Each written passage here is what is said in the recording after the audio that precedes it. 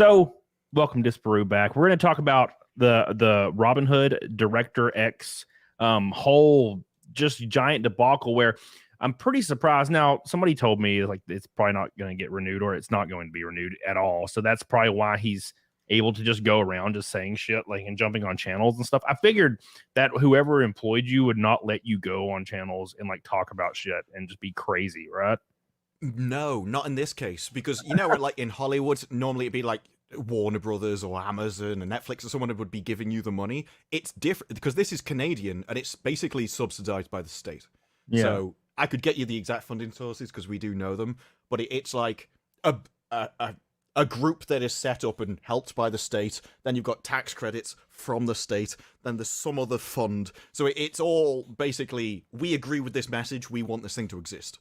So it's not a profit. It doesn't seem like it's run for profit in that way. It's more like, we think this is a good idea. Let's make it. Real quick, this is my alt channel, and my main channel is in danger every day of getting banned as a result of talking with these amazing people very candidly. So please do me a favor and subscribe down below. Helps me out a lot. Get the hell on it, doggone. What's the message? What is Robyn Hood's message? Anybody that works hard for their income or their lifestyle is evil. It feels like that's the message. Yeah, but I've got there's like a whole foundation of it, because I go through periods where I think about different ideas, and the one at the moment is like, why would you want to get rid of heroes? And why are the heroes always villains? And so far, what I'm coming back with is one of the foundations of a hero, right, is that you've got a group of people, and then you've got some kind of invading or aggressive force, and it's trying to do something to those people, whether it's like conquer them or change them or convert them to their thing. And one of the aspects of a hero is they stick their heads above the parapet where no one else will, and take a load of, like, there has to be like a sacrificial nature of a hero, and you have to guard something, and something has to attack you. Now, that seems to me like, if, say, you were, I don't know, Hollywood, and you wanted to convince a load of people something that they didn't believe, the last thing you would want to be doing is sending out messages of, you should stand up against all odds in the face of an attack and defend yourself. And so now I'm like, yeah, that makes sense why you don't want heroes. So you want, like, to get rid of, you want everything to be equal, because you're not going to go switch from moral paradigms immediately. So you want everything to be equal. There is no hierarchy of moral values. So you end up with evil is exactly the same as good. There is no heroes or villains. And that's how you end up with a guy in Secret Invasion who is about to wipe out all of Earth, and he's bitching at me about how he's the good guy, and I'm upset at and how I'm the bad guy because I broke a promise. And these things are supposed to be equal, apparently. And so I think you get that. It's so weird in Robyn Hood. The villain is all he wants. He's just a business guy. He wants to buy this tower because it's a good location, and then make it better because it's a crap hole, and bring in a load of people who work, compared to the degenerates who live there and don't work. And it's like, that's improving the area, but I'm supposed to think he's a bad guy.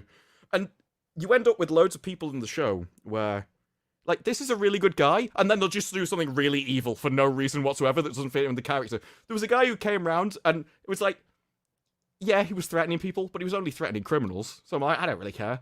And then he just randomly, when he's extorting money out of people, breaks this guy's hand. I'm like, well, now he can't work and you won't get any money. That's a bit stupid. Yeah. And it's the same with the sheriff. All he wants to do is rejuvenate the area and make a load of money, and then randomly he'll just be like, what are you doing? You doing, like, illegal experiments? Yeah, that sounds great to me. It's like, that's not in with his character. But I need him to be evil, so I make him do an evil thing. It's like the police chief lady, or the whatever, the lady with orange hair. She's like talking about all this trauma she suffered and how she's all law abiding, and she went through all this trauma, and that's what made her want to enforce the law so people don't have to suffer like she did. And then like randomly she's like, oh yeah, and I poisoned my mother and killed her, or something ridiculous. I don't even remember the scene. It's like she poisoned her mother or something. I'm like, what? Yeah. She was, what was it? she was talking, and you're like, oh, this is actually great, yeah, because she was like, well, I had a really bad childhood, I was poor, they found me in a dumpster, I was moved to an orphanage, and then I was bullied by people. And you're like, oh, okay. So I can understand why you've become like a police officer who enforces the law, because all these people that were breaking the law hurt you, and now you want to protect other people. What a great character. And then she goes, by the way, I just murdered everyone and poisoned them because you can't taste rat poison in gravy. Like, what? Yeah. Like, out of nowhere. Yeah. It's really strange. It's really strange. And it makes me think of how villains are never really villains in most movies. It seems like nowadays there's not just a bad guy. Like there's always got to be a motivation like that paints them as almost neutral. Like in every movie, the bad guy will have like their backstory is they went through a lot of trauma and that's how they got to this point. And I'm like, can't somebody just be bad? I just really want somebody to be bad. No, because then there'd be heroes and villains. There'd be good and evil. Exactly. Yeah. But like I say, you don't want to teach people that they should stand up for themselves, because that's the worst thing. If you want to change them from something to something else, and especially as Hollywood doesn't have the same, they don't have the same morality as everybody else. They've changed recently, and this comes down to everything. Like comedy's changed. The worst thing about comedy over here, we've got the same comedians we had like 20, 30 years ago, but they're not funny anymore because. They're either not allowed to be, or they just believe in different things, and so everything's changed in that way, and it leads to an area where they don't value good and evil; they value what people are rather than what people do, and it's like that repulses an audience because the audience doesn't agree. It's so silly. Matthew Picard says, "Hey, Disparu, started watching Gotham Knights reviews. Also, Robin Hood, more like." Robyn Hood. Shit. No, I watched the first few reviews you did of Robin Hood, and everything, like the motivation behind the characters, make literally no sense to me. And you were saying it's like different culturally, like the director doesn't see it as an issue, and like quite literally the characters just rob people, and then they insinuate they might give it back to their community, but also like it's the weirdest thing. Like they just rob people and steal people and or steal things, and it's pretty much them just doing crime, and it doesn't make any sense why like they're the good guys, and then they rap about it randomly with terrible music like in every episode, and it's the strangest fucking thing. The original Robin Hood was the taxation is too much. It's destroying our people. It's killing them because they can't afford food. Yeah. So we're going to take the taxes and give them back to the people where the taxes came from. That it wasn't the rich. The rich weren't evil. Whereas in this show, it's just people who've worked for their money and earned it. We're going to take it from them. And in the first step, they just throw a party. Yeah, like, I'm going to buy people a bouncy castle. It's like, well, that's not going to do them any good. Yeah, you're wasting it. And one of them goes, we should just buy amps with it so we can make better music. And she goes, no, we can't do that. We've got to spend it properly. He goes, okay, how about a bouncy castle? Like, no! Oh, the entire show. And I there must be some kind of cultural thing, because the whole element at the start of you've got a massive cookie jar on the side of condoms, and you're just saying to your daughters, hey, crack on, love. It doesn't matter. Just go. And he's like, I think this is a really good message. Like, he can't understand why that's funny. He can't understand. And it's the absurdity, which is like, that would never happen in my household. I would never have been taught that was a good idea. I wouldn't even come close to it. Yeah. And there's definitely like a separation there. It's like, this is a great message. Like, that's horrific. I would never tell my daughter that. I feel like 99% of people think it's a terrible message. None of it really resonates or makes sense. It's very strange. And then, so the show's a nightmare, and pretty much the only thing I know about it is from your reviews where you commentate over it and watch it. And this Director X guy went on Hypnotic's channel and Mr. H Reviews channel. What was like his arguments? Did you watch those? Like, how was he defending his show? I've not seen them, but I have heard Mr. H talk about it. I think it was on Drinker's stream where he was talking about it. And he said things like he can't understand, like he refused to even accept the possibility that someone could find that jar funny. Like it's not possible for him to think. So he thinks that I fake laugh during that. I can tell a fake laugh. Like, well, firstly, you don't know me. That's just my laugh. Like, Yeah. if I think something's really, that's just how I laugh. And that Yeah. situation was so absurd, I laughed. And in that, especially in that first episode, and I think the third one, there are so many situations which are so bizarre that it's like parody. It's like Starship Troopers to me. Those Yeah. two worlds don't exist. But the way it seems is, to him, that's how he sees the world. So he can't imagine that being absurd because that's how he thinks it is. Oh, this is a great idea. This is what we should teach. Or this is how the sheriffs just treat people. You know, you'll be just standing there doing absolutely nothing and they just shoot you. It's like, what? No! That's not the world I live in. That's not a reality that exists. But it's almost like two people are watching the same thing. They're living in the same world. They just have entirely different views on it. The police procedure in the show is completely random as well.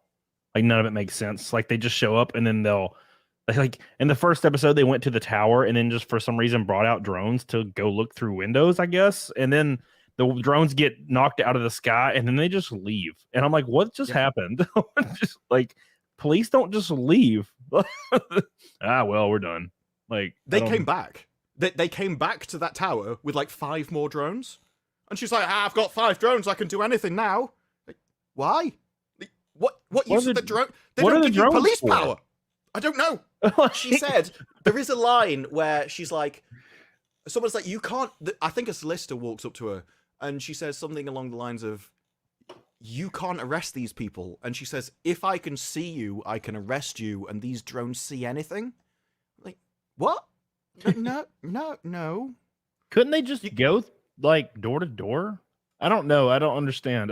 It's so weird. If they're looking for suspects, couldn't they just go door to door? Which I think they eventually do.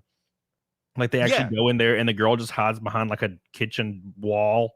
And then they had a legitimate reason, right? Because at the start, a load of people go into his private property. And so they go to the tower to arrest all of the people that are on CCTV. Yeah. So they've got like legitimate crimes that these people have committed. That's one of the problems with the show. All you see with the cops, apart from that one shooting incident, which is just absurd, they are actually prosecuting them for legitimate crimes. Yeah. So it's like, well, if you just want the police to leave you alone, stop committing crimes.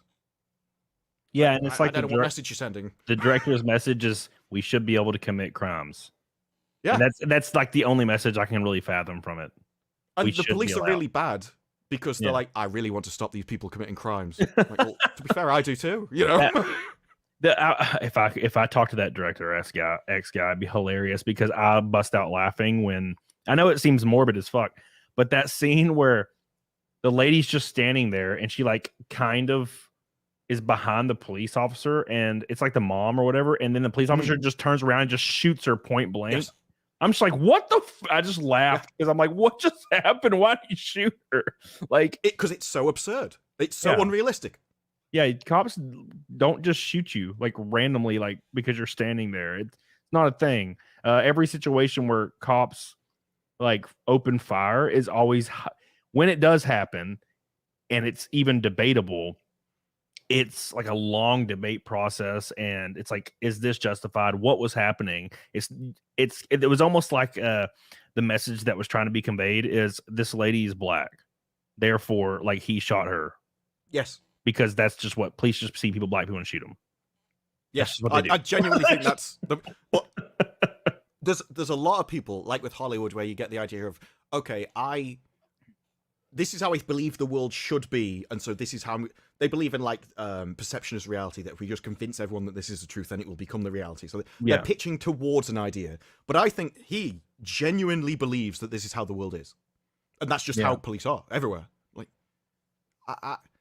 and the strange things, like I don't have interactions with the police, but even their basic procedures aren't correct. I'm like, how much interaction have you had? Like, you should know how they handle things, and you don't.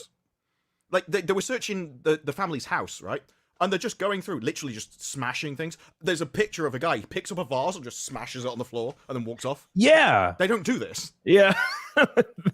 They don't. Like, the most they'll ever do is they'll turn over a house when they're searching for something with a warrant, and they'll just like be tossing stuff. Like, they'll pull a drawer out and like sling it onto the ground and pull another drawer out because they're searching. But they won't just pick up a vase and just throw it against the wall and walk away. Yep. Like that entire scene is just like smashing glass. There's a woman who's picking up books and just throwing them on the ground. She's not even looking through. And the best bit was, like, obviously there's film and stuff, but the guy who actually smashes, he doesn't actually pick anything up, and you can see it, and like, okay, let's maybe do that. You are a director, you should know. But it's petty, I know, but I am a petty person.